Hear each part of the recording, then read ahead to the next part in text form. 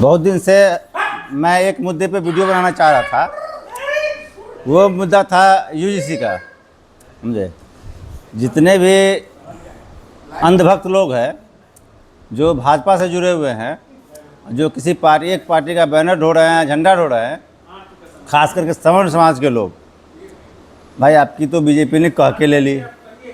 आप लोग को तो अब शर्म आना चाहिए पार्टी का झंडा ढोने से पहले, क्योंकि बीजेपी ने आपको जन्म से, आप जन्म लेंगे उस दिन से आपको दोषी ठहरा दिया है कि आप लोगों ने दलित का शोषण किया है। आपका जन्म ही हुआ है दलित का शोषण करने के लिए। मेरी भाषा नहीं है, बीजेपी की भाषा है। जिस तरह से यूजीसी लाया गया है, उनका कहना है आप पहले गांव में शोषण किए, अब शैक्षणिक संस्थान में शोषण कर रहे हैं। समझे, हर जगह। ठीक है, गरीब स्वर्ण नहीं होता है, हमारी भाषा में नहीं, भाजपा के भाषा में। जो भी सरकार प्रेजेंट गवर्नमेंट चल रही है, उनका बस यही तर्क है कि स्वर्ण, उनके हिसाब से जिस तरह से वो काम कर रहे हैं, जिस तरह से वो नियम पे नियम ला रहे हैं, केवल स्वर्ण को प्रताड़ित करने के लिए, दबाने के लिए,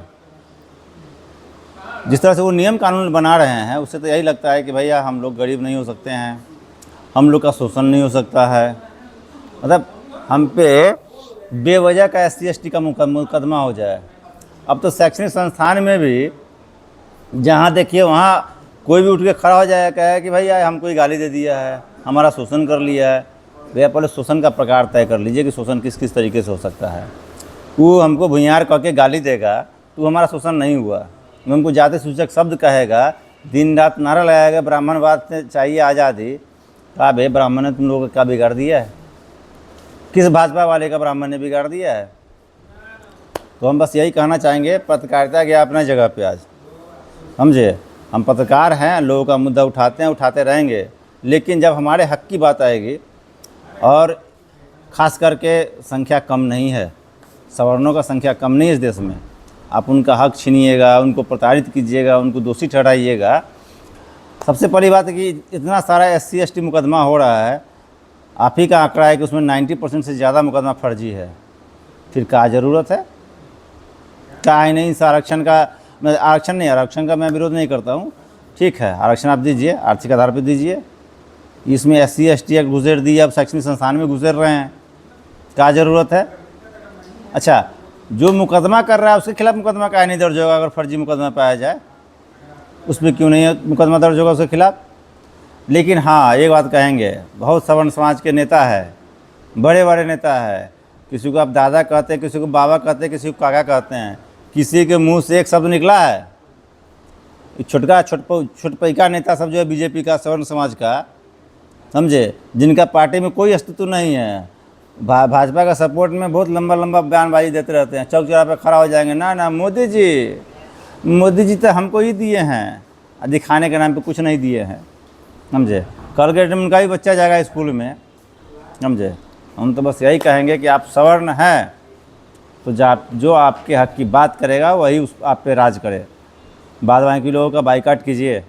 ऐसा नहीं, दिल्ली में आंदोलन चल रहा है और आंदोलन को कुचलने के लिए क्या क्या हो रहा है, तरह तरह का वीडियो आ रहा है। आप देख सकते हैं कि आपके भाइयों को कितने बुरी तरीके से मारा जा रहा है, पीटा जा रहा है, उठा के ले जाया जा रहा है।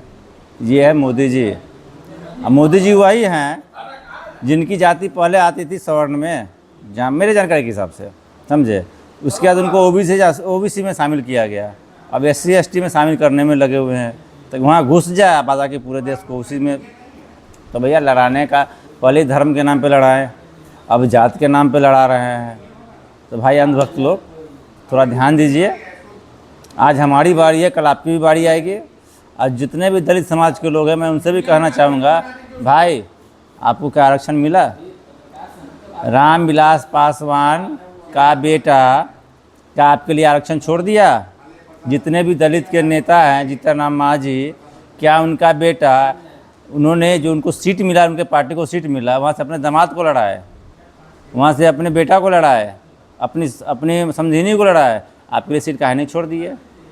जब आपके जात का नेता आपका चिंता नहीं कर रहा है तो दूसरा कौन करेगा? क्यों नहीं आपके आरक्षण में और सब कुछ में क्रीमी लेयर लागू होना चाहिए? भाई आपको भी हक है आगे बढ़ने का, आप भी डिमांड कीजिए सरकार से कि भैया मैं ऐसे में तो भैया आरक्षण चलता रहेगा, आप लोगों को कुछ नहीं मिलने वाला, घंटा कुछ नहीं मिलने वाला है। बस वही लोग जो बड़े बड़े पद पे बैठे हुए हैं वही वही आरक्षण का फ़ायदा उठाएंगे, और आप गरीब थे, हैं और गरीब रहेंगे। समझे? ऐसे नहीं चलता है। आप लोग भी आवाज़ उठाइए। हम लोग गलत डिमांड नहीं कर रहे, सवर्ण समाज आज गलत डिमांड नहीं कर रहा है। भाई कैसे हमने किस दलित के साथ का अपमान कर दिया? हम भी रहते हैं, मेरे चारों तरफ दलित लोग रहते हैं। पूछ तो लीजिए किसी के साथ हम लोग मिसबिहेव किए हो, किसी का आदर सम्मान में कोई कमी किए हो। तो जितने भी भाजपा के छोटे भैया नेता से लेकर बड़का बड़का पद में बैठे हुए नेता लोग हैं, चाहे उसे गठबंधन में हैं, उन सबसे मेरा अनुरोध है भैया, अब नहीं बोलोगे तो आपका समाज आपको माफ़ नहीं करेगा। अंधभक्ति कम कर दीजिए और अपने हक के लिए, अपने आने वाली पीढ़ी के लिए, और अभी जो आपका जनरेशन है उसके लिए लड़िए। नहीं तो वो समय दूर नहीं है। अभी आपको विदेशी कहना शुरू कर दिया है। आप पहले मुसलमान को देश से भगा रहे थे, वो तो भैया छोड़ दीजिए, अब आपको भगाया जाएगा देश से। समझे? तो भैया मुसलमान तो पाकिस्तान में चल जाएगा, आप कहाँ जाइएगा? आपका कौन सा देश है? मुस्लिम का तो पाकिस्तान और बांग्लादेश, उनको आप भेज दीजिएगा। भले आपके बस की बात हो ना हो, बोले कि वोट देने के लिए आप उनको भेज दिए, मैं पाकिस्तान और बांग्लादेश। सवर्ण के लिए कौन सा जगह? नेपालों नहीं घुसने देगा आपको। समझे? समय रहते सचेत हो जाइए और इस सरकार का पुरजोर विरोध कीजिए, तभी आपका अस्तित्व बचेगा। नहीं तो अस्तित्व तो ख़त्म होते जा रहा है। कुछ दिन में जो बचा है वो भी ख़त्म हो जाएगा। अगर हमारे बातों से आप सहमत होंगे तो कृपया इस वीडियो को लाइक और शेयर करें और अपने भाइयों तक पहुंचाएं। और जो नेता आपके समाज का, दूसरे जाति का नेता नहीं हम कह रहे हैं, आपके समाज का जो नेता आपका सब साथ नहीं दे रहा है, उनको चिन्हित कीजिए। समझे? कुत्ता को वोट दे दीजिएगा, लेकिन ऐसे नेताओं का बहिष्कार करना शुरू कर दीजिए। इनको वोट नहीं दीजिएगा। ये जिसको वोट देने के लिए कहे ना, समझे, उसके खिलाफ में वोट डालिएगा। धन्यवाद।